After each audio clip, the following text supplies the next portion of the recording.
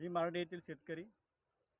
माझे दोन शिवारामध्ये शेत आहे.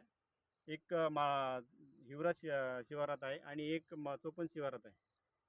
तरी मी खरीप हंगामात कापूस आणि सोयाबीन लावले होते आणि तूर लावली होती. त्या हंगामातील माझ्या शेतामधून कॅनल फुटल्यामुळे पुरं शेत पाण्याने वाहून गेलं. त्याच्यात खूप नुकसान झाली माझी. आणि सोयाबीन माझं अजिबात काहीच माझ्या घरी आलं नाही. आणि त्याच्यानंतर मी आता गहू पेरला सोयाबीनच्या जागेवर. तो पण माझ्या आता या वातावरणामुळे, या कालच्या वाराधून आणि गारपिटामुळे माझा पूर्ण गहू आहे जमीनदोस्त झालेला आहे.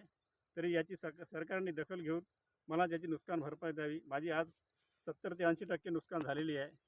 खरीप निवड मजरा आता एकरभर गहू आहे आणि हे असं नुकसान झालं आहे. पूर्ण गहू झोपून गेला.